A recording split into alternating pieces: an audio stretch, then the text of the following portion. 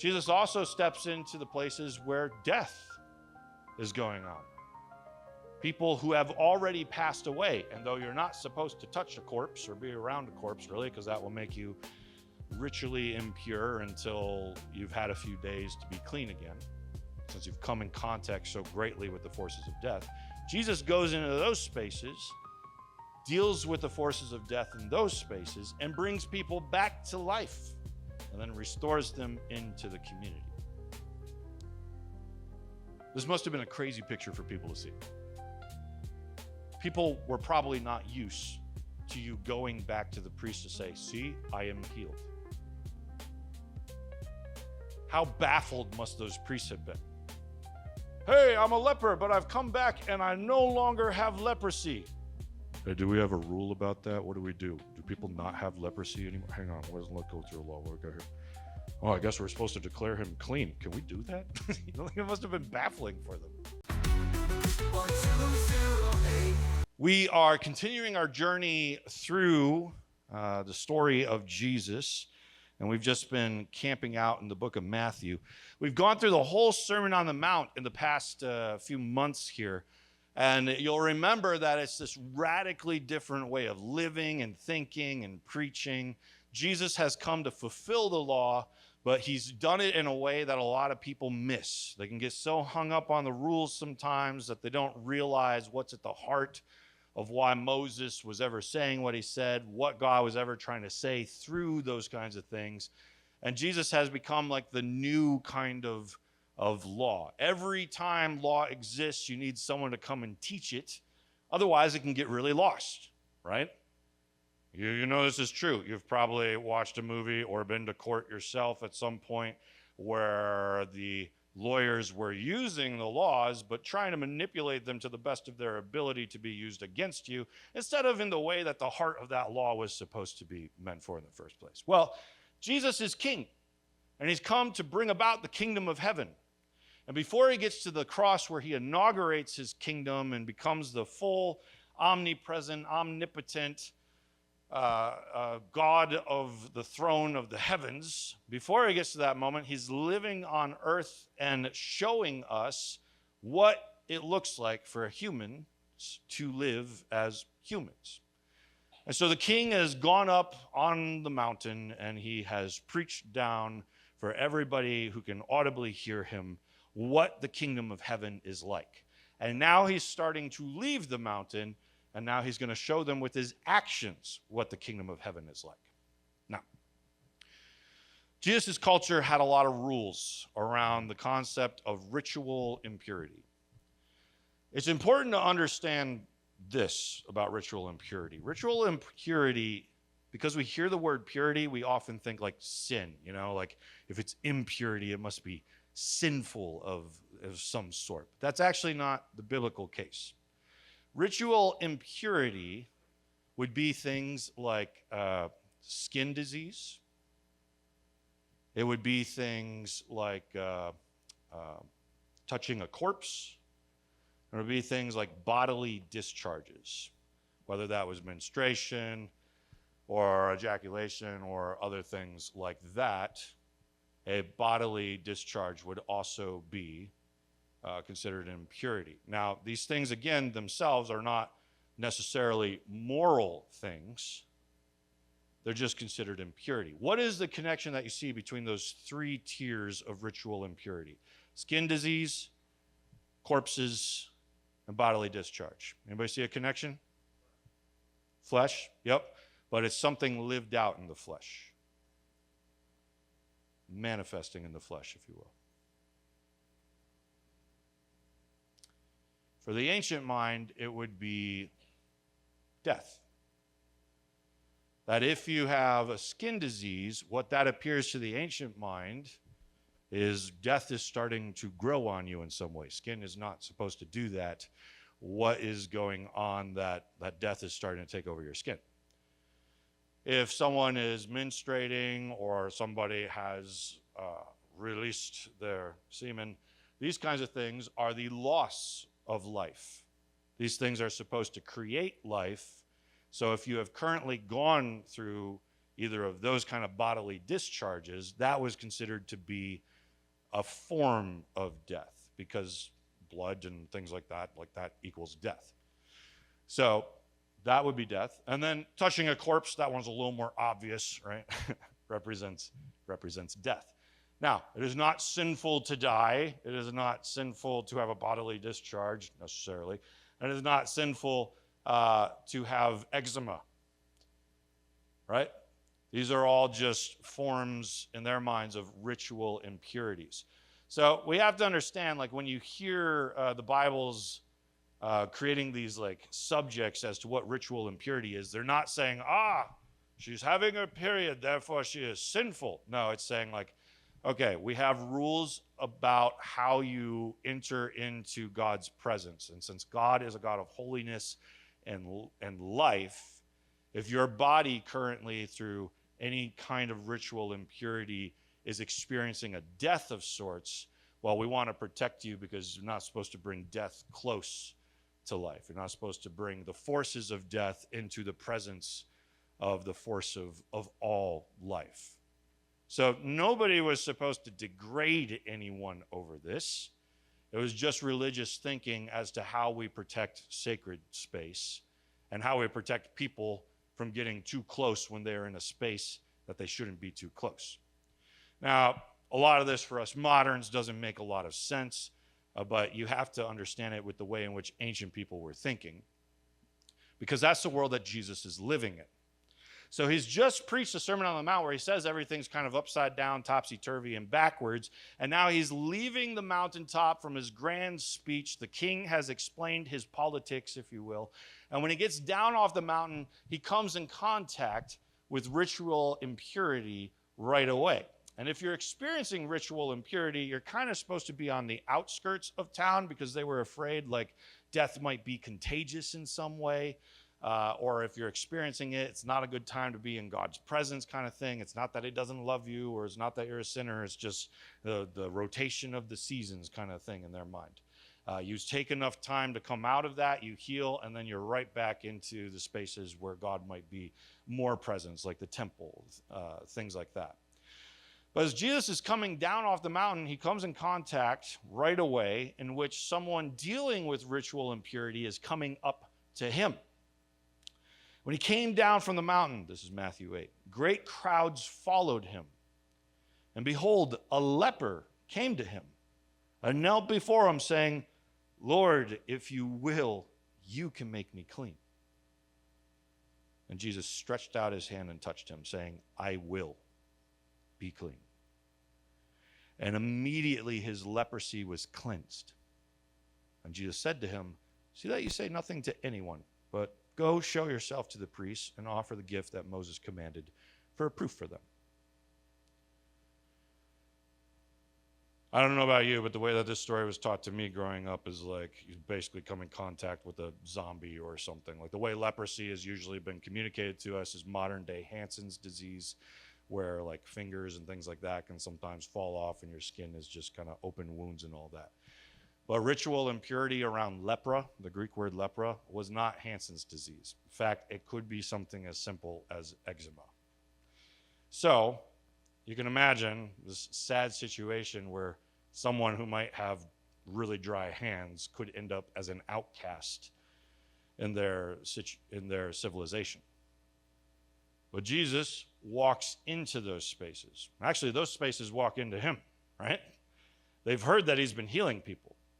They've heard that Jesus can deal with ritual impurity. Now, this is unusual because you don't just like, if you have eczema or whatever other kind of skin problem, it doesn't usually just go away without the proper medicine or treatment or seeing a, what was it? Dermatologist. I almost said something very different. OGBYN or something like that. Without seeing a dermatologist who can address the situation, figure out what's going on, and then give you the right medicine to heal it. So in the ancient world, you are used to telling people they are ritually impure, but you know what you're not used to saying is you are no longer ritually impure. Because when you come in contact with lepra, like those things usually just kind of stick around or have their seasons where they come in and come out and things like that. And if you were to ever get to the space where you had the force of death removed from you and you were made pure again, like if you ever had that space, you were supposed to go to the priest and present yourself and be like, look, it's gone. God has healed me. To which the priest would then, as kind of the local doctor, be like, I agree. From the sacred perspective of what we call ritual impurity, you have been healed and you are now integrated back into the spaces you were, and you can come back into the temple. Thanks for not being contagious and giving other people eczema, which of course is not contagious, I think. I don't know. I don't think it is. Needless to say, Jesus steps into the world that he lives in, steps into the laws that he grew up with, steps into the religion that is built around this, and Jesus deals with the forces of death itself. And you see this with all the forces of death, all the ritual impurity. If you are a leper and you have dealt with the forces of death at work in your skin, Jesus is finally somebody who's an antidote to it. Jesus is the greatest dermatologist anyone ever had. That he can step into the ritual impurity and remove it from a person like nobody had ever done before. Therefore, putting them back into the world that they belonged in. Jesus could step into the world of bodily discharge because he experienced this too, remember? This woman who had been bleeding for years and years and years. It wasn't just a small season of once a month falling into the rules of ritual impurity. She had been stuck there for years. She was out of all of her money because she had paid all of her doctors to try to fix this. In this case, maybe an OBGYN. See, I came back to it. Yeah. But she has not been able to find the help that she needs until Jesus steps in and deals with the forces of death in her, taking away the ritual impurity in people's minds and then restoring her back into her world. Jesus also steps into the places where death is going on. People who have already passed away, and though you're not supposed to touch a corpse or be around a corpse, really, because that will make you ritually impure until you've had a few days to be clean again, since you've come in contact so greatly with the forces of death. Jesus goes into those spaces, deals with the forces of death in those spaces, and brings people back to life, and then restores them into the community.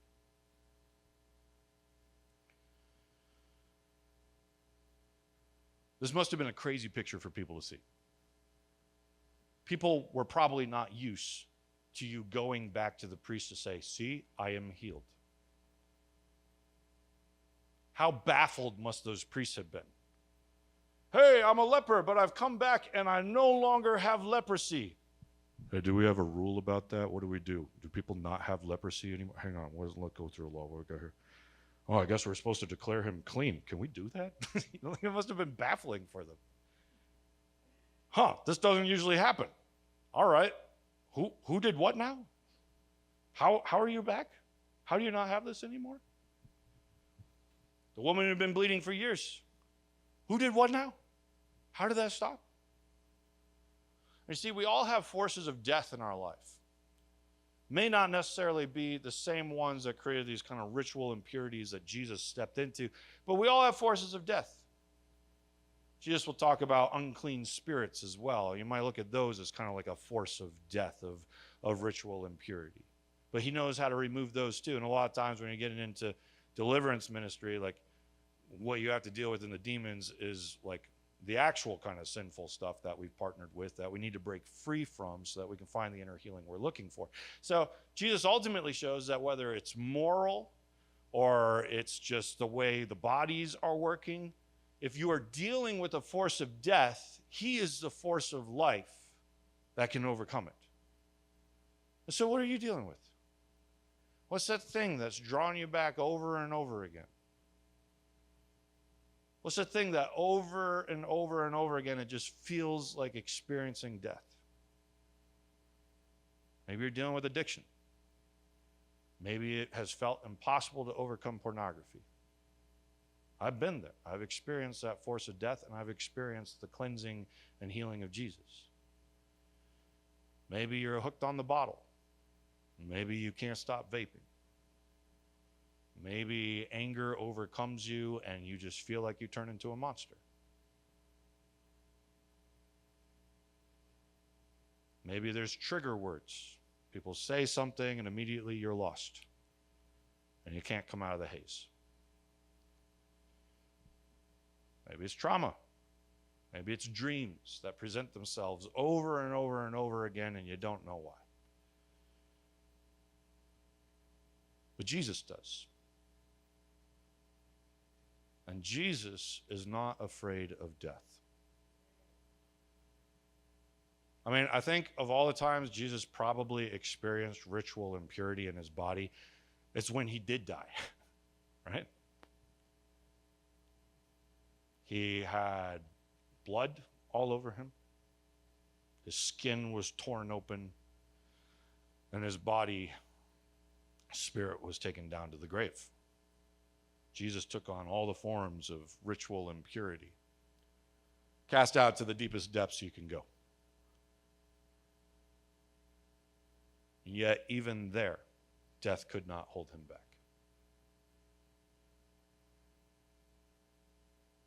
Even there, Jesus was too strong for the gates of hell to stay shut. So he walked out with the keys of death, the keys of ritual impurity. And he walks into the fullness of life from there, putting on an immortal body that cannot see corruption, that can live forever and ascend to heaven. And it's almost like superpowers in him. He can walk through walls. He can almost change the way he looks, apparently. He might have wounds in his hands, but he's fine. This version of Jesus, like this is the fullness of life made manifest in a person. And it's this person that has overcome the fullness of death made manifest through his spirit going down into Hades. So, is what you're dealing with too strong for Jesus? No. That's why we constantly pray and press into the God of life. That's why we restore people back into their society. Sometimes we get really hung up on the whole healing thing, but not the restoration piece. Right? We come across someone who's been sick for a long time and we pray for healing and then we're like, okay, I'll never see you again. Never going to disciple you further, never going to take this anywhere. But Jesus restores them back into their community. Though it's a question how well the community accepted them. Our daughter has come back. She had leprosy. She's been out for a long time. Are we really going to let her back in our house? Isn't she contagious? She's been gone for a long time. Who knows what kinds of things have happened while she's been sleeping out there? Who knows what kind of things have, what kind of community that she's been around with? She's one of the outcasts now. Everybody in town knows who she is. But Jesus walks up to people no matter what they've been through and just restores them back to their place. You go to the priests. You let them see that it's gone. You be integrated back into your community. Because that's a force of death too. The ostracization that we all go through. Feeling like outcasts. Feeling like we don't belong. That's a force of death that Jesus is battling too. That there in the midst of a swamp of people trying to touch Jesus, there's one woman that breaks through with ritual impurity and touches him and immediately is healed of a blood issue. And Jesus stops, rather than just let her just be healed and like, oh, wow, look at your faith has healed you. You figured that out on yourself. Good for you. No, he stops and grabs the whole crowd's attention. This woman has been healed. This woman, you all know who she is. You all know what she's been dealing with. The Messiah right now is declaring this woman to all of you clean. He does that for you too.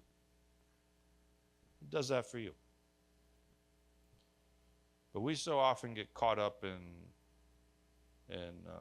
focusing on the sins people might be dealing with, and we get caught up on turning things that aren't sinful into sin.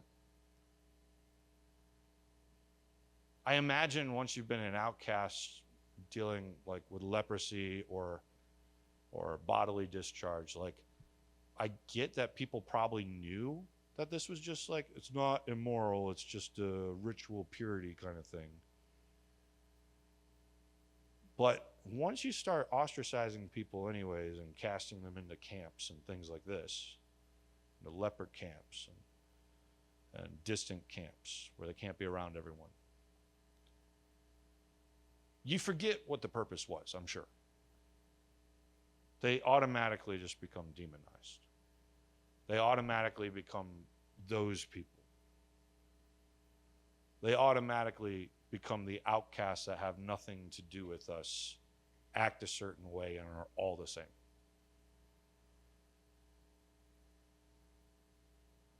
Maybe just entered into a modern analogy there as well.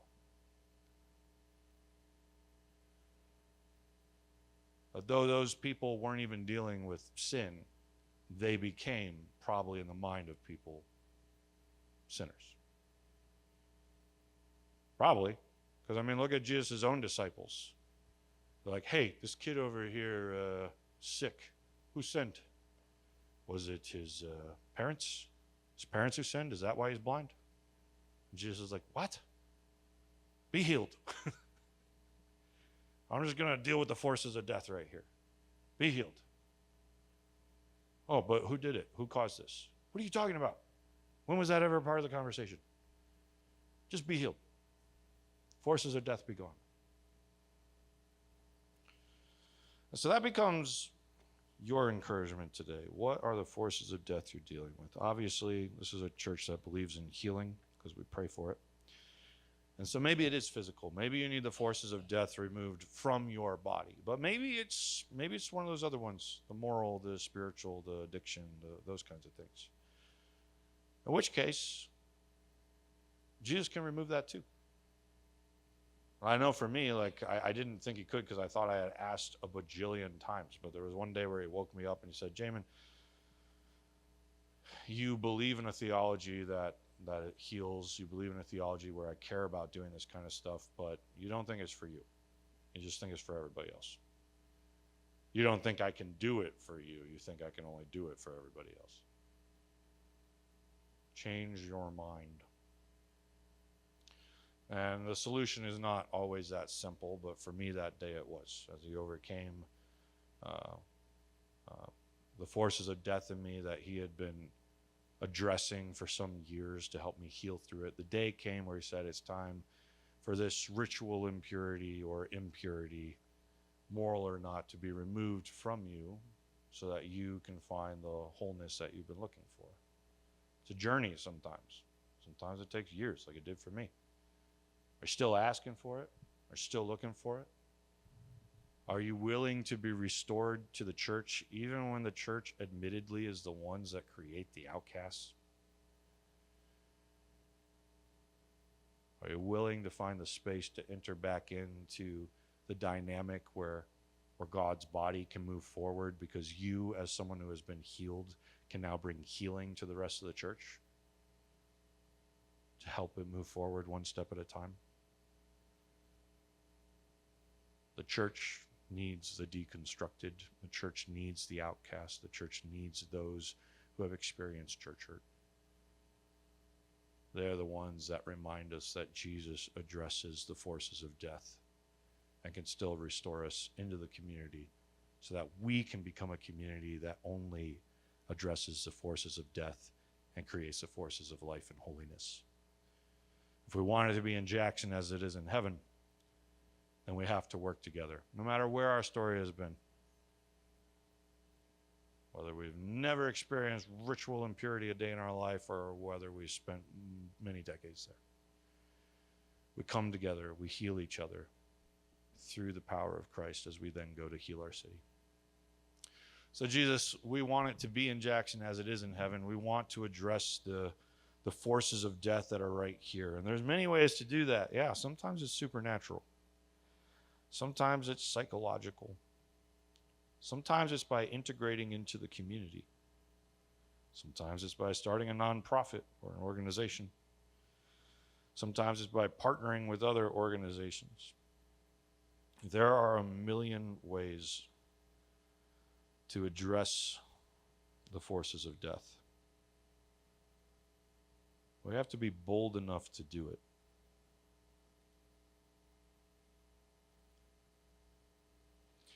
We have to be bold enough that when the crowd is with us and a leper comes up to us,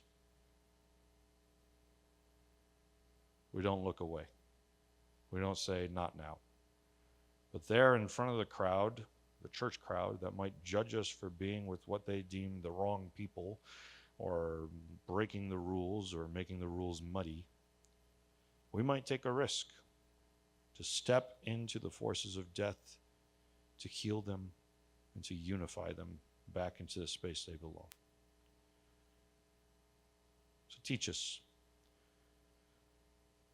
Because apparently this matters all the way from hardcore drugs to eczema. Help us get into the mess wherever we find it and bring about life. We love you, and we also need your own touch on this subject. We have gone through our own pain, and only you can bring us healing where we need that. So would you? In Jesus' name, amen. Green. We're all going green.